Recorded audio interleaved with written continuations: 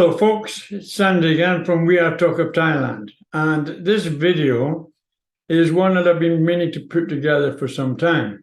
And the reason I wanted to do this is because for some time I've been watching what's been happening here in Pattaya regards to the preservation and the restoration of bars in Soi 7 and Soi 8. And I've questioned the decision to spend all this money by the bar owners up and down there without really thinking it out. Why Soi 7 and Soi 8, particularly Soi 8, were so popular in the first place, considering they're right at the opposite end of town from Walking Street. So you'd have thought that the bar builder would have been closer to Walking Street, which we did have in Soi 13 and 13-1 as well. But the big social life, the drinking life, and a lot of the girly bars were down Soi 8 and later Soi 7. When I came out to Pattaya in the 90s, I think I landed here about 93, I think somewhere around there, 94 maybe. Soi 7 was virtually undeveloped, except for a few bars down near the beach end of the road from the small Soi that went along to the, what was the name of the small restaurant? They're very, very popular. It will come back to me later, I expect. But only the sort of bottom third of Soi 7 was developed at all. But you could cut through from Soi 7 through to Soi 8. And Soi 8 was where it was all happening, actually. There was hotels there. There were several hotels there. And that tells you part of the story as well. So, as I say, I've been questioning the wisdom of the bars in Soi 7 and 8. And I personally doubt that they're ever going to, those two Sois are ever going to come back to their majestic past. Indeed, having done some research of late about Pattaya in general, statistically it shows that the decline in Pattaya in tourism and the use of the hotels, etc., started for some reason around about 2012. And that's 8 years before the pandemic came along.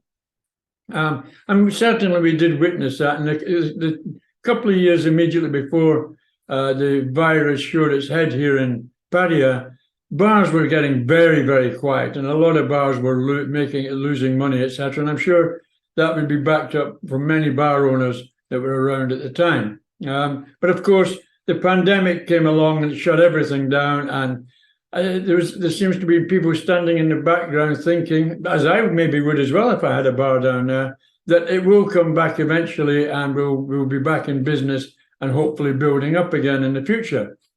But now, I doubt it. I doubt it very much. Pattaya has changed so much, and the change is continuous. It's a dynamic growth at the moment, away from Soi 7 and Soi 8 in other areas of the town. There's a lot happening, as I've said before in some of my videos. Pattaya seems to be gearing itself up to a higher standard type of tourist, and not depending so much on the adult sex industry to draw them in. And that's a good thing, although there will always be room for both good tourism and just the beauty of the Thai girls, etc., and the possibilities what can happen here is going to continue drawing the various guys here in town.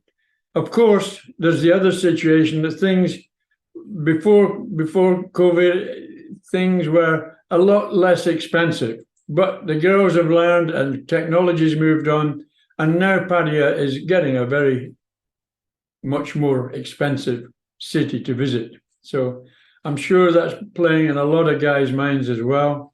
But anyway, let me just go into this video now and explain to you why Soi 8 and then Soi 7 became so popular, and why that they developed into two of the entertainment streets of here in Pattaya. And this would probably also engulf the real high sex industry one in previous times, which was soy 6. It's probably the reason that that developed as well. So let me tell you. So this is where it all started, the Nipper Lodge Hotel, which was opened in 1964 and belonged at that time reportedly to a Russian admiral. In 1964, Pattaya was just really starting to get popular with all the ex-military from the United States and Australia, etc., that had fought in Vietnam, and that was the origin. Now, this was at the side of Pattaya Klang, down on the beachfront. So, if you come out the front of the hotel, right across the road, then you were into the other side of Pattaya Klang, and it was the first soy you hit was soy 7 and then soy 8. But for some reason, the soy 8 was the first to be fully developed with bars and rooms, etc. And also several other hotel groups started taking an interest when they saw what was developing in that area. And several hotels were eventually built right in the heart of the soy 7, 8 social scene. And that improved matters for soy 7 and 8 altogether. The Nipper Lodge went on to 1993, and then it changed its name to the Nova Lodge. And then sometime after that, it changed its name to the Santara Hotel, and now it's the Pattaya Beach Hotel. So it's passed from owners to owners. Obviously, it's a very old hotel now, 1964, but we're going to go and have a look round it. It used to be a very, very popular place, and I believe it's probably still popular with people that are still able to visit and were involved in Vietnam. So let's go and have a look at that anyway. Well, here I am on Pattaya Klang, just looking down at the beach at the moment.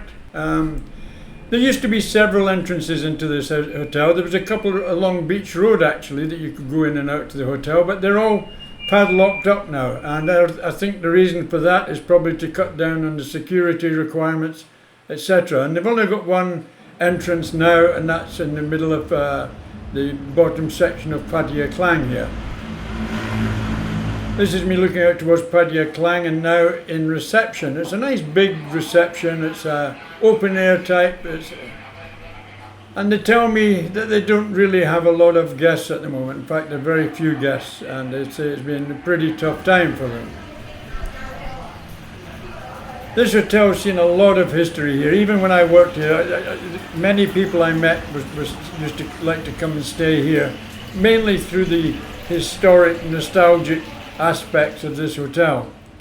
As you can see, it's got a lot of inside gardens. Well, it should have. It's been here since 1964, so there is a lot of gardens. And one of the interesting things about this hotel now is it's pet friendly, and they've actually got a lot of facilities for the dogs here. They've got the pet exercise park here where they can run around through tires, etc. And they've even got their own shower and their own swimming pool as well. So it's pretty good.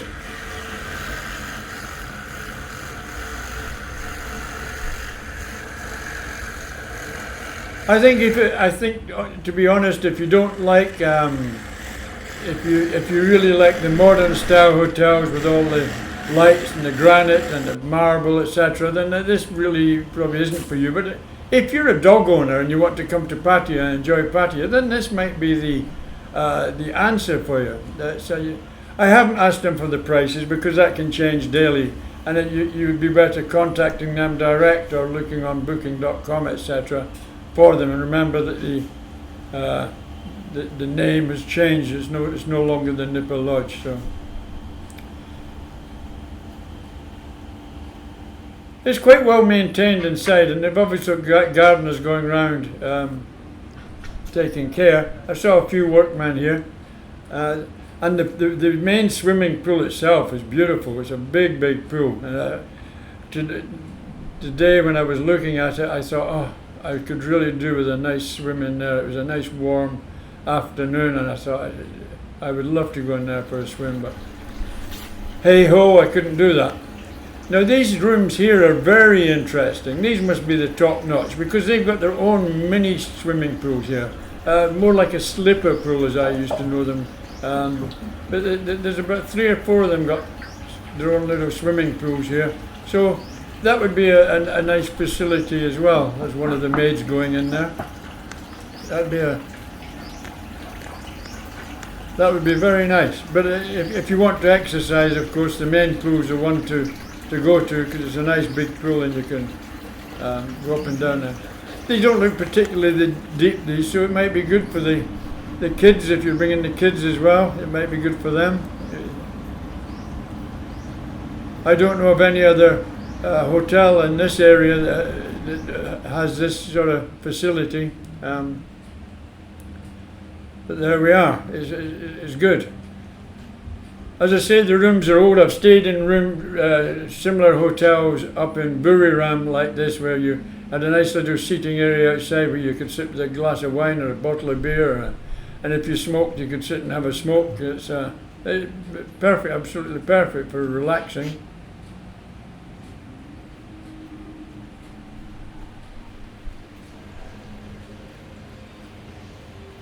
And the good thing is, you know, you're right. You're only 2 minutes walk from the beach here. And as I say, as I come out here, we're back into Pattaya Klang there. Turn right here, go down there, and the beach is 2 minutes walk down there. You're on the beach. Right across there is the small road going up to Soi 7 and Soi 8, and we'll go across there in a moment. The Alibaba Indian restaurant. That's many years old. It's expensive, but it's a very good reputation. So here we go, we're heading up to Soi 7 first. It really is, and if you look at the bars across there used to be loads of bars like that over in Soi 7, but they're all there and they're all closed, and it's some have never been renovated, others have been. People have been trying to renovate them, but you know, the thing is that some of the Thai people that have the land around here that used to have big plots of land that had many bars on them. Well, they've all been cleared, all the bases have been lifted, the land's been returned to its natural state and it's now up for sale. So I think many people realised that the writing was on the wall for Soi 7 and Soi 8. Very sad. So there you are, that's the story that I wanted to tell. I don't know if that's your opinion or not, but I think I've justified my argument. Please leave any comments and I'd be very happy if you subscribed and done all these things as well. Many thanks for watching and take care. I see most of the tourists that were here for Christmas have now gone home and it's a very quiet town again. So bye for now, and once again, thank you for watching.